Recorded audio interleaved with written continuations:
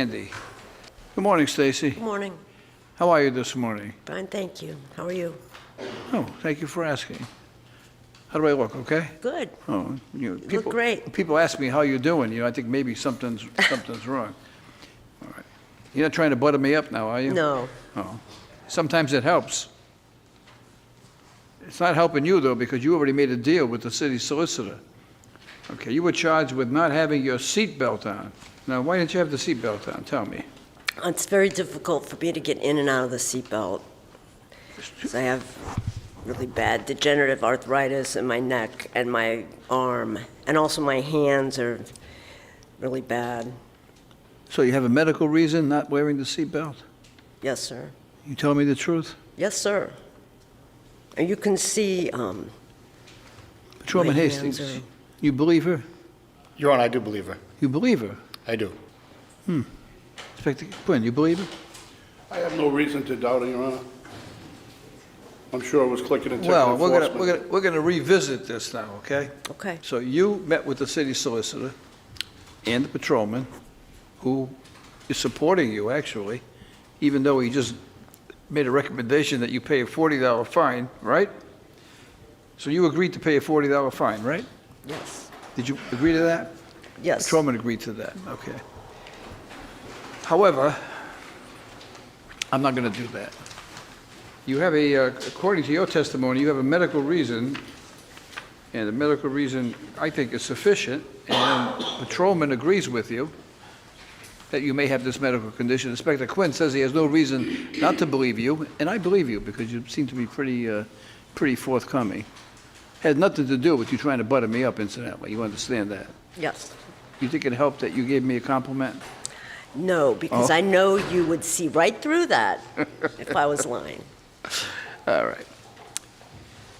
Actually, it's obvious you do have somewhat of a medical condition, and if that's the reason, and both the police officer and the prosecutor said they believe you.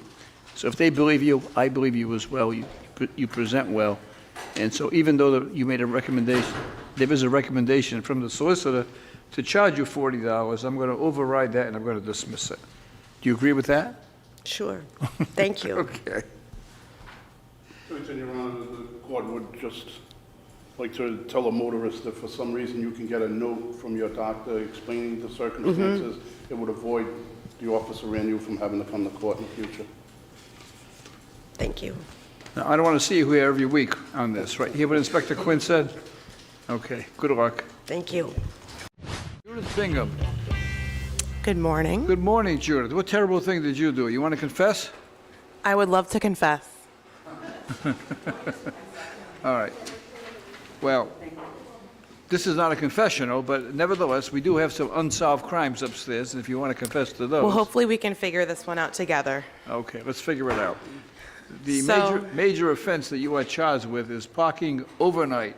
Yes. Okay, what do you want? In front of my house. Oh, it's even worse. I know. I have an overnight pass Oh, that actually expires today, which is actually very ironic. That has nothing to do with the violation. So I was parked outside of my house. I have the sticker displayed on the rear driver's side of my car in the window, and I got a ticket. so Inspector Quinn, you want to be heard on this? Your Honor, I would have to check, excuse me, I'd have to check the computer to see if that is correct. And I have a receipt. I have no reason to doubt the motorist, but We we have believe to it. double We check. You know what happened? I don't know who designed the stickers, right? They have a dark blue sticker, the parking enforcement officers there at night, they don't see it. It's dark. I explained that to him in the beginning. I would have made them all neon orange or whatever, so it would show up at night, but, How do you feel about this? Is Judith telling the truth? yeah, I have no reason not to believe it, but I could verify it through the computer. Inspector Quinn, you know that I never make a mistake. That's correct. All right. That is correct. Judith, I'm telling you, I'm testing him now, right? And if I'm ever wrong, you're going to get this as your punishment, right? I'm telling you right now. I'm dismissing this, Thank you. right, outright. Thank you. All right, good luck to you.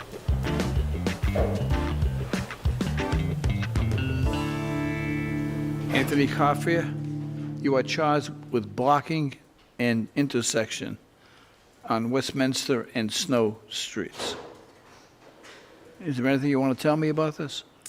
Yes, it was during the night, and I was driving. I was doing Uber. So when I got there to pick up my client, I stopped for 5 seconds because I got to stop and call them. So when I stopped and I tried to call them that I'm here so they can come down, and they told me 1 hour they was coming. I see them coming, and the other guy that was behind me was so rude about it. At the time I started, he started beeping the horn, and the other guy, both of them started beeping their horn.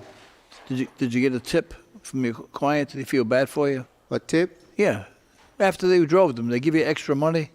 No, they don't give me no tip. Oh, no tip. Well, you know what a tip is, no? Yeah, I know a tip, though, but they don't give me no tip. Oh, no tip. It's an optional. You don't ask it. They do So it by waiting you got a ticket and no tip. Yeah, I got a ticket, yeah. I see that you're a world traveler here. You got the shirt on that says New York, Los Angeles, That's my favorite, yeah. Paris, right? Have you been to those places? Yeah. Yeah, you been to Paris? No, not Paris, but New York. You can't. That's false advertising. You're saying you went to all these places.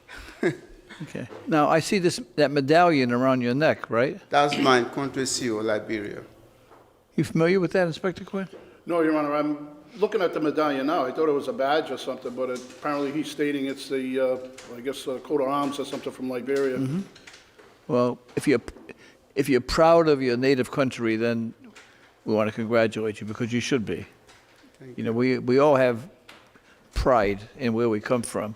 Yeah. We all have, a love for I mean, I was born here. I love this country, and we all, we love the flag and what it stands for, and democracy and so forth. So you should be proud of your country. So I'm glad to see that I am proud that of you my country, yeah. that you proudly wear that. So I'm not going to fine him. I'm not going to do that. I'm going to give you a break on it. I think you're entitled to a break. You're a hardworking guy. You're proud of your country. You come here. You make a nice impression. Thank you very much, sir. Good luck to you. Thank you. In this courtroom compilation, Judge Frank Caprio hears 3 unique cases involving a seatbelt violation, overnight parking ticket, and an Uber driver blocking an intersection. After listening carefully to each explanation, the judge makes compassionate decisions, dismissing fines and showing why his courtroom moments resonate with millions of viewers.